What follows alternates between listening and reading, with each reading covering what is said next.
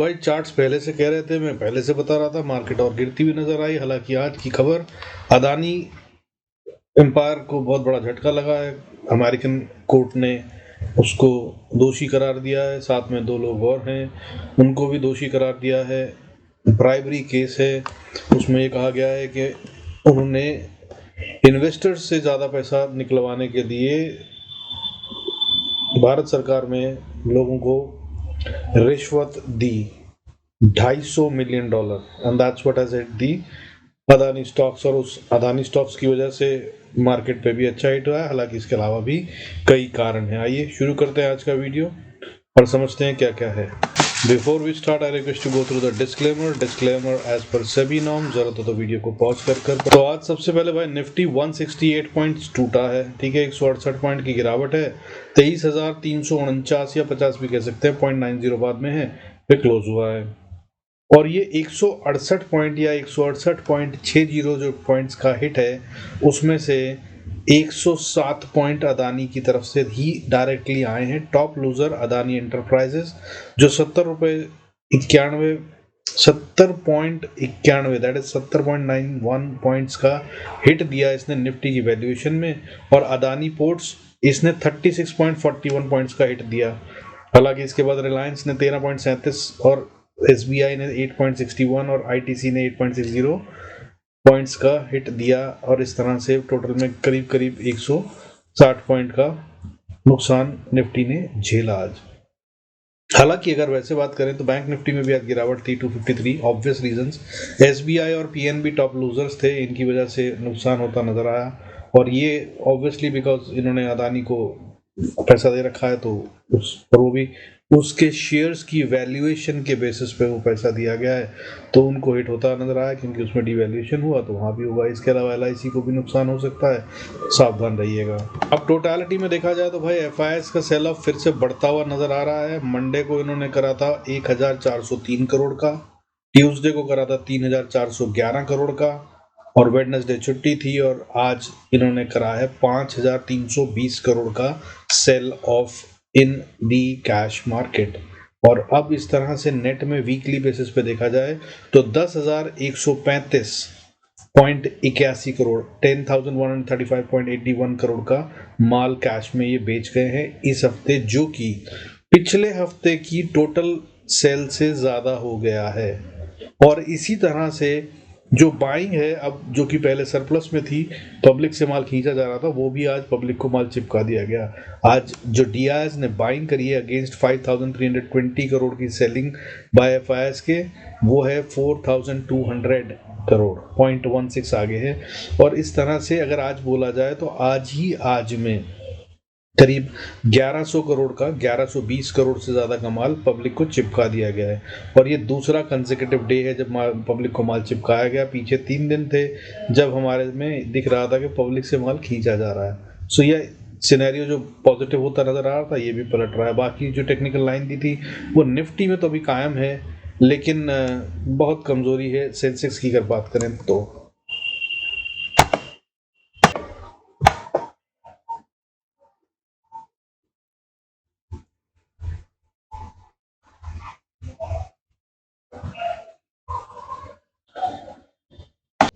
तो निफ्टी कहाँ क्लोज हुआ है भाई? फ्यूचर उसका क्लोज हुआ है 23,350 पर। और अगर इसको ऊपर बढ़ना है तो 23,360 के ऊपर ट्रेड करे तो आप बाय करते हुए नजर आइएगा, नहीं तो मत कीजिएगा। और अगर ये 23,003 इसको गिरना है अगर, तो 23,360 भी पार नहीं करेगा। ये है इसका बॉर्डर है। बिल्कुल 10 पॉइंट छोटा सा स्टॉप लॉस लगाइए, ट्रेड कीजिए अकॉर्डिंगली, मार्केट कहाँ खुलती है उसके अकॉर्डिंगली। सेंसेक्स की बात करें तो 77,171 पे इसका फ्यूचर क्लोज हुआ है। और 77,180 को मान लीजिए इसका बॉर्डर, 172 है in fact to be very precise.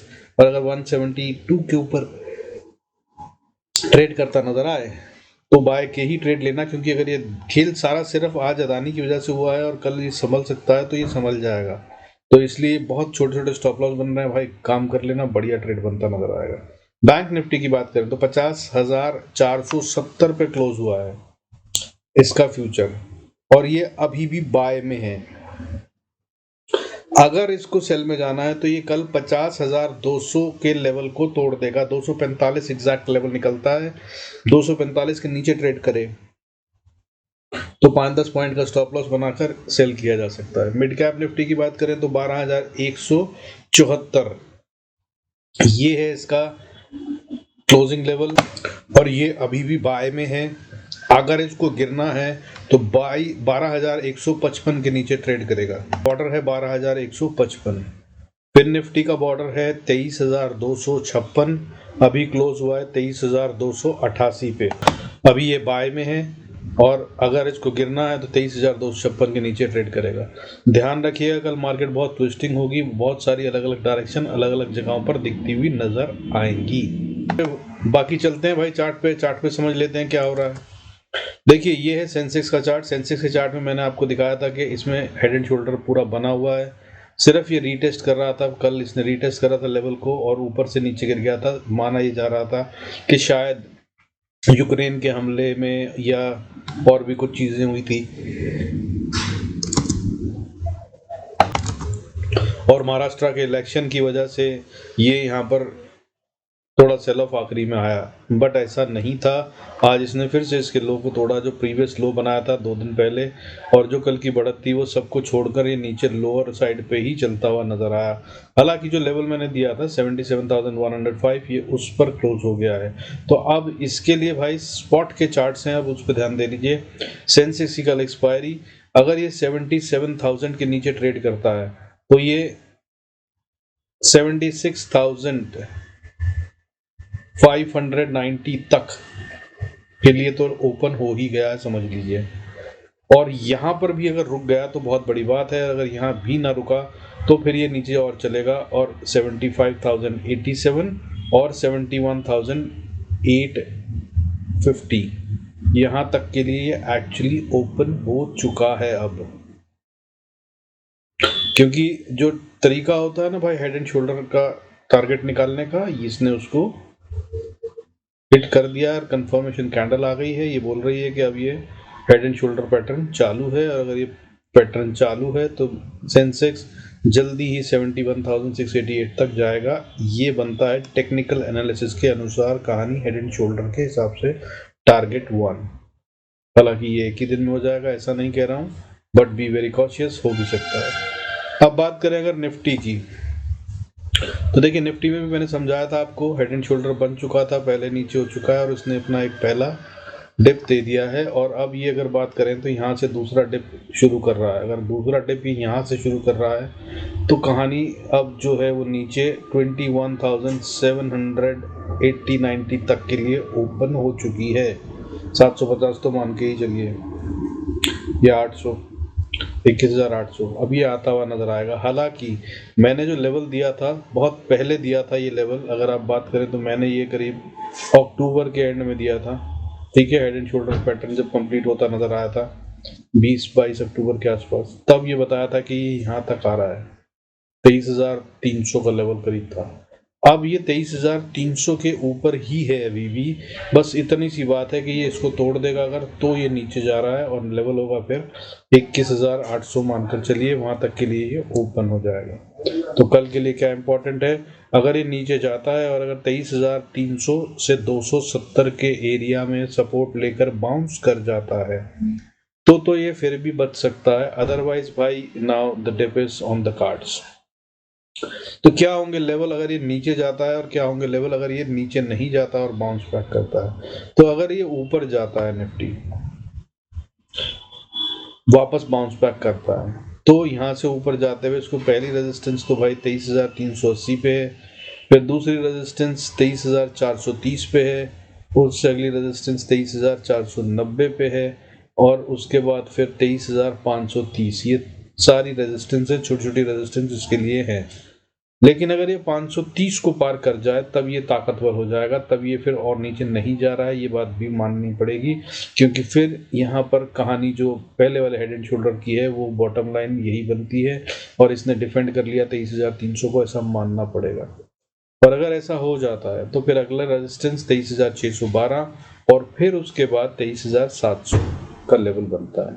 ये भी पार हो सकता है, अगर ये हो जाए तो फिर 23,800 34 से 890 तक का लेवल है जिसको ये अचीव करता हुआ नजर आ सकता है। हाउएवर इसके चांसेस कम है, मार्केट का सिनेरियो, मोमेंटम, सेंटीमेंट सब नेगेटिव है इस समय, लेकिन ये बहुत मजबूत सपोर्ट है। पहले भी एक बार टेस्ट हो चुकी है, आज भी सुबह ही टेस्ट हो गई थी, फिर सारा दिन डिफेंड की गई है। सो यहाँ पर कोई तो है जो बचाने की कोशिश कर रहा है, अगर वो बचा लेता है तो बहुत बड़ी बात होगी। लेकिन अगर इसके नीचे चलता है तो भाई नीचे 23,270 तक मानिएगा कि हो सकता है झटका मारे और वापस आ जाए, लेकिन अगर नहीं होता तो 270 के बाद जो लोग और भी उम्मीद रखना चाहें 210 तक रख सकते हैं, क्योंकि अगला लेवल ये है। लेकिन अगर 200 को तोड़कर नीचे ट्रेड करने लगता है तब ये फिर नीचे चल पड़ा है। फिर अगला लेवल 22,870 का बनता है, यहाँ तक ही आता हुआ नजर आएगा। और आपको बता दूं 870 को तोड़ने के बाद इसके पास सपोर्ट भी नहीं है, तब ये फ्री फॉल की स्थिति में होगा। हालांकि कल आएगा ऐसा नहीं लग रहा है, लेकिन अगर ये यहाँ से नीचे गिरा तो ये कहाँ सा नीचे जाता हुआ नजर आएगा। बीच में कोई सपोर्ट नहीं है और 21,800 तक के फॉल में तेजी होगी। बैंक निफ्टी में भी कमजोरी के साइन है। हालांकि आज की जो कैंडल है वो काफी स्ट्रॉन्ग प्रेशर ऑफ बाइंग भी दिखा है, नीचे बहुत बड़ा विक है, जो ये दर्शाता है कि जो नीचे ले जाने की कोशिश की गई थी उसमें किसी ने बहुत अच्छे से बाइंग कर कर बचाया है। तो इसके लिए जो इम्पोर्टेंट लेवल है वो भी सुन लीजिए। अब अगर ये बना रहता है ऊपर 50,200 के ऊपर तो ये अभी भी सेल में नहीं है। हालांकि 200 के नीचे आता है तो ये नीचे जाता हुआ नजर आएगा। पहली सपोर्ट तब 50,040 होगी, और अगर इसने 50,000 के साइकोलॉजिकल लेवल को तोड़ा तो 49,790 से 650 का लेवल है, यहाँ तक ये पहुंचता हुआ नजर आएगा। और ये है 200 डेली मूविंग एवरेज, इसको इसे नहीं तोड़ना चाहिए। अगर इसको इसने तोड़ा तो जिस तरह से निफ्टी अभी स्ट्रक्चर में वीक है, सेंसेक्स भी वीक होता नजर आ रहा है, इस तरह से फिर बैंक निफ्टी भी वीक हो जाएगा और फिर ये करेक्शन गहराती हुई नजर आएगी। हालांकि अगर इसके नीचे चले तो एक अच्छी सपोर्ट 49,000 पे भी है, जो कि साइकोलॉजिकल भी है और टेक्निकल भी, और फिर उसके बाद 48,333 और उसके बाद 47,775, और ये वो लेवल है जहां पे रुक जाना चाहिए किसी भी गिरावट को। अगर ये गिरावट यहाँ नहीं रुकती है तो आइडली बहुत पुराने एनालिसिस है मेरे, उसके अनुसार ये लगभग 42,000 43,000 भी टेस्ट करने के लिए ओपन हो जाएगा। सो मैक्सिमम 47,800 का लेवल मान के चलिए। स्टोरी अच्छी नहीं है, सब कुछ वीकनेस के साइन है, सो इसलिए बता रहा हूँ। हालांकि ये ऊपर भी जा सकता है, बैंक निफ्टी अगर सस्टेन कर लेता है अपने 200 के लेवल को और ऊपर ही चलता है तो पहली रेजिस्टेंस जो फेस करेगा ये 50,750 पे, और अगली रेजिस्टेंस जो है फिर वो 51,000 पे, और 51,000 को अगर पार करा तो 51,500 या 480 का लेवल है जहां पर ये फिर से रेजिस्टेंस फेस करता नजर आएगा। और 480 के लेवल को अगर ये पार करता है तो कुछ साइन दिखेंगे ये मानने के लिए कि अब बियर्स कमजोर हो रहे हैं और बुल्स ताकत पकड़ रहे हैं, जिसके भी चांसेस कम दिख रहे हैं। हालांकि बैंक निफ्टी एक ही दिन में बड़ा खेल खेलता है, तो अगर ये इसके भी ऊपर जाए तो अगली जो स्ट्रॉन्ग एंड स्टिफ रेजिस्टेंस जब बुल्स का कंट्रोल आता हुआ नजर आएगा वो लेवल है 52,100 और उसके बाद 52,500। ये लेवल्स हैं अब जो पार करने बैंक निफ्टी के लिए लगभग नामुमकिन जैसे लग रहे हैं फिलहाल के लिए। सो इनका इस्तेमाल कीजिएगा, do good trades. Mid cap Nifty पे ज़्यादा थोड़ा कंफ्यूज सा है, फंसा हुआ है। हालांकि पैटर्न में ये भी कमजोरी के ही साइन दिखा रहा है जो भी दिखा रहा है, लेकिन ये कमजोर हुआ नहीं है। मैं आपको बता दूं जो भी बाइंग आ रही है ना वो सब यहीं आ रही है। सो इस पर नज़र रखिएगा, अगर रिवर्सल आता है तो सबसे पहले शायद या सबसे तेज पहले यहीं पे आता हुआ नज़र आएगा। इसके इंपॉर्टेंट लेवल्स क्या हैं देखिए, अभी जो है ये 12,165 के आसपास क्लोज हुआ है। अगर ये नीचे जाना चाहता है, इनफैक्ट पहले तो नो ट्रेड जोन जान लीजिए, 12,140 नीचे में और ऊपर में 12,195, ये 45 पॉइंट या 50 पॉइंट के बीच में ट्रेड मत कीजिएगा, यहाँ पे ट्रैपिंग होती नजर आ रही है। और अगर इसके ऊपर जाता है, मान लीजिए जो हमने बात करी 195 के ऊपर, तो फिर ये रेजिस्टेंस जोन में पहुंच गया है और ऊपर 230 तक 40 तक जा सकता है। 240-45 पे फिर रेजिस्टेंस है, इसको भी पार करा तो फिर 312, फिर इसको पार करा तो 380 यहाँ तक ये जा सकता है। 380 के पार जाने के लिए अच्छा खासा पैसा लगाना होगा और FIS की सेलिंग कम और DIS की बाइंग को बहुत ज़्यादा होना पड़ेगा, तभी ये इसको पार कर पाएगा। और इसको पार कर लिया तो एक स्ट्रॉन्ग रेजिस्टेंस फिर 12,430 से 450 का लेवल है, जिसको पार करने में इसको भी पसीने आएंगे। और ये पार होगा जब, तब अब बात होगी कि बुल्स का कंट्रोल है, अदरवाइज कमजोरी के साइन यहाँ भी मानने ही पड़ेंगे। अब अगर कमजोरी के साइन है और ये नीचे जाना चाहता है तो सबसे पहली सपोर्ट भाई देखो जो आती है वो आती है 12,100 पे। ये बच जाए बड़ी बात है। नीचे अगली सपोर्ट 12,070 तक 70, यहाँ तक ये जा सकता है और फिर उछल जाए तो बहुत अच्छी बात है। लेकिन अगर नहीं उछला तो फिर ये नीचे चल पड़ा और फिर ये 12,025 और फिर उसके बाद ये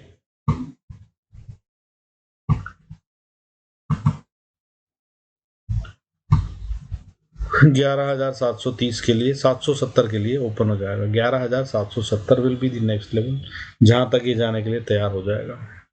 और ये खासी बड़ी गिरावट होगी, क्योंकि अगर इसने 12,000 के लेवल को छोड़ दिया तो फिर ये एक्चुअली ओपन फॉर 11,760 और 11,080-90 के लिए ओपन है। और मार्केट में सिनेरियो अच्छे नहीं बन रहे हैं, ग्लोबल संकेत भी अच्छे नहीं आ रहे हैं, और बाकी की स्टोरी आप देख ही रहे हैं। जो अदानी वाला कहानी हुई है ये काफ़ी बड़ा इम्पैक्ट डाल रही है मार्केट पे। अदानी वाले शेयर जो हैं वो मिड कैप और स्मॉल कैप में भी आते हैं, बहुत सारे हैं, उनके सारे शेयर आज टूटते हुए नजर आए।